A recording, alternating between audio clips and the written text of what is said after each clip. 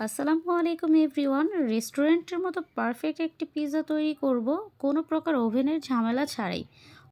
আমি যেভাবে পিৎজাটা তৈরি করব এটা একদম সহজ এবং পারফেক্ট একটা রেসিপি। প্রথমে আমি একটি বল নিয়ে নেব।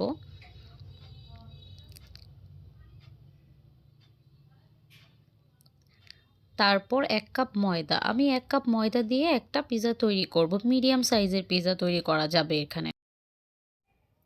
1 চা চামচ সাদা তেল এবং পরিমাণ মতো লবণ। লবণটা দিয়ে ভালোভাবে মিশিয়ে নেব।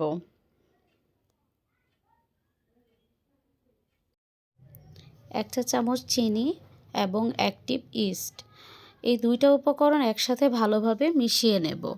একটা ডো তৈরি করতে 1 কাপ ময়দার সাথে 1 চা চামচ চিনি দিতে হবে। এটা হচ্ছে এটার পারফেক্ট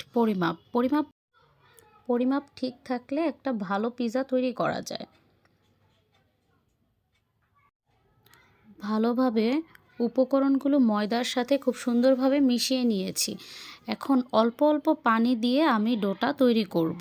একেবারে বেশি পানি দেওয়া যাবে না, আমি অল্প অল্প করে পানি দিয়ে ডোটা তৈরি করে নিব। ডোটা তৈরি করার জন্য আমি এখানে কুসুম গরম পানিটা দিয়েছি। অবশ্যই কুসুম গরম পানিটা দিয়ে ডোটা তৈরি করতে হয়, তাহলে ডোটা একদম পারফেক্ট তৈরি হবে। পিৎজা তৈরির গুরুত্বপূর্ণ একটা টিপস হচ্ছে ডোটাকে নরম করে মাখাতে হবে। খুব নরম করে ডোটাকে তৈরি করতে হবে।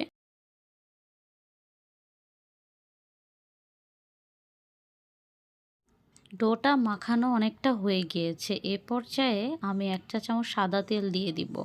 সাদা তেল দিয়ে দিলে এই ডোটা হাতে লেগে থাকবে না, আর কোথাও রাখলে সেখানেও লেগে থাকবে না।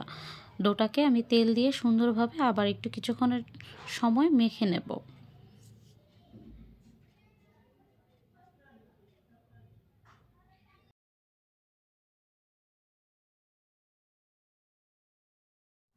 ডোটা আমার মাখানো হয়ে গিয়েছে, তো আমি এখন এই ডোটাকে 1 ঘন্টার জন্য রেস্টে রেখে দেব। এ পর্যায়ে আমি ফ্রাই প্যান বসিয়ে দিয়েছি, এখানে চিকেনগুলো ভেজে নেব। আমি চিকেনটা একটু মশলা দিয়ে ভেজে নিয়েছি, কারণ মশলাযুক্ত চিকেনটা খেতে একটু স্বাদ লাগে, তাই হচ্ছে আমি সেভাবে মশলা দিয়ে ভেজে নেব।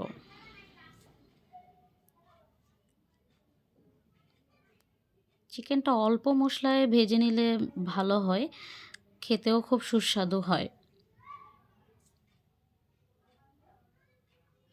আমি এখানে আ চিকেনের মধ্যে আদা বাটা দিয়ে দিয়েছি, সামান্য পানি, তেল এবং হলুদের গুঁড়ো, মরিচ গুঁড়ো, ধনিয়া গুঁড়ো সবগুলো উপকরণ একসাথে দিয়ে দিয়েছি।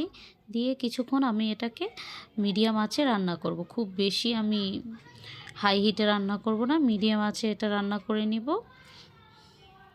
আমি এখানে চিকেনের অনুযায়ী পরিমাপ করে আমি এখানে সয়া সস দিয়ে দিয়েছি কিছুটা।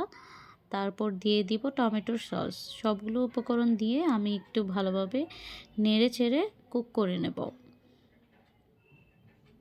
এ পর্যায়ে আমার চিকেনটা হয়ে গিয়েছে, তারপর আমি বাকি উপকরণগুলো রেডি করব। এখানে আমি মাশরুম নিয়ে নিয়েছি 3টে। মাশরুমগুলোকে সুন্দরভাবে কেটে নেব, তারপর ক্যাপসিকামগুলোকে কেটে নেব।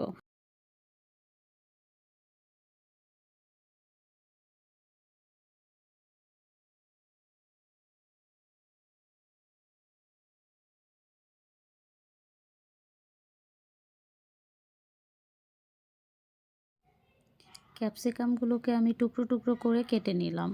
তো এখানে আমি যে ডোটাকে রেস্টে দিয়েছিলাম, সেই ডোটা আমার এখন হয়ে গিয়েছে। তো ডোটা থেকে এখন এই ডোটাকে আরেকটু ভালোভাবে মথে নিয়ে এটাকে একটা রুটি তৈরি করব।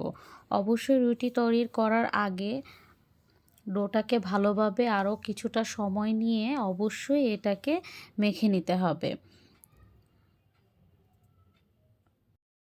ডোটা মাখা হয়ে গিয়েছে, এখন এটাকে রুটি করে নেব। সুন্দরভাবে আমি গোল শেপে একটা রুটি তৈরি করে নিচ্ছি।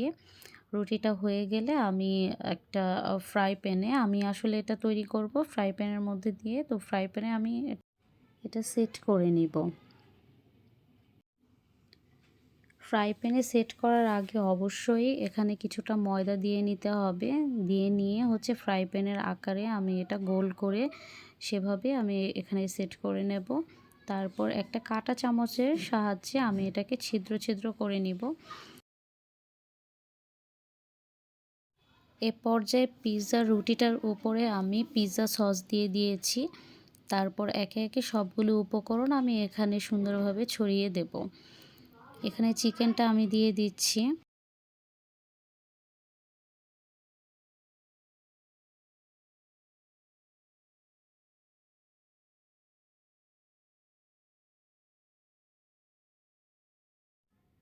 এখানে আমি এখন ক্যাপসিকামগুলো দিয়ে দিব। ক্যাপসিকাম আমি 2টা কালারের নিয়েছি, গ্রিন এবং রেড কালারের। তো এই 2টা ক্যাপসিকামই আমি হচ্ছে সুন্দরভাবে উপরে ছড়িয়ে দেব।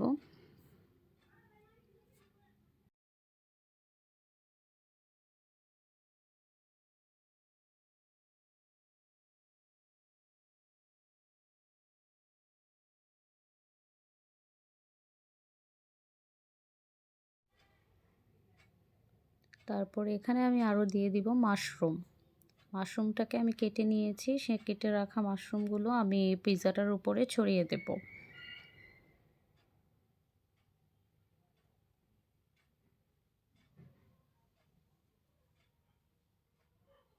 এ পর্যায়ে আমি দিয়ে দেব মোজারেলা চিজ।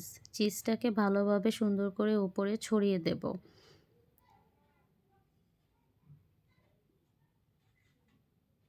তারপর দিয়ে দিব ব্ল্যাক অলিভ। অলিভগুলো সুন্দরভাবে গোল গোল আকারে কেটে নিয়েছি, যেটা রেস্টুরেন্টে যেভাবে দেয় ওনারা, তো সেভাবে আমি গোল গোল করে কেটে নিয়েছি। আর সেগুলো আমি চিজের উপরে ছড়িয়ে দিচ্ছি। তারপর আমি আরেকটু চিজ দিয়ে ভালোভাবে পুরোটা কমপ্লিট করে নিব। তারপর হচ্ছে যে পিৎজাতে প্রথম যে পিৎজা সসটা আমি দিয়েছিলাম, সেই পিৎজা সসটা আমি পুরোটা পিৎজার সাইডগুলোতে ব্রাশ করে দিব। এটা একটা সুন্দর ব্রাউন কালার হবে। যখন পিৎজাটা কুক হয়ে আসবে তখন সুন্দর একটা ব্রাউন কালার আনার জন্য আমি হচ্ছে পিৎজা সসটা সাইডগুলোতে দিয়ে দিয়েছি। এ পর্যায়ে আমার এটা সম্পূর্ণই কমপ্লিট হয়ে গিয়েছে বেক করার জন্য। আমি এখন একটা চুলায় তাওয়া বসিয়ে দেব এবং এটার উপরে সেই পিৎজার ফ্রাই প্যানটা বসিয়ে দেব। বসিয়ে দিয়ে সেটা ঢেকে দেব এবং আঁচটা মিডিয়াম থেকে মিডিয়ামে রাখবো আর কি। এটা হাই আঁচে রাখবো না, যাতে পিৎজাটা পুড়ে না যায়। তো এই জন্য আমি মিডিয়াম আঁচে আমি এটাকে বেক করে নেব। আর অবশ্যই এটার উপরে অরিগানো দিতে হবে। আমার সেই অরিগানোটা তখন দেওয়া হয়নি। আমি এ পর্যায়ে ঢাকনাটা তুলে অরিগানোটা দিয়ে দিয়েছি। পিৎজাটাকে আমি চুলায় 10 মিনিটের মতো বেক করে নিব।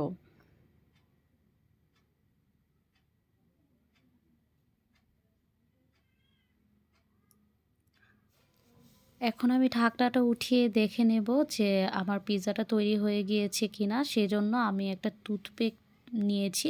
সেই টুথপিকের সাহায্যে আসলে আমি দেখে নিচ্ছি ভিতরেরটা হয়ে গিয়েছে কিনা। সম্পূর্ণভাবে আমার পিৎজাটি হয়ে গিয়েছে। এখন আমি এটাকে সার্ভ করে নেব। তো এটাকে আমি কেটে নিচ্ছি। কেটে দেখিয়ে দেব আমার পিৎজাটা কেমন তৈরি হয়েছে।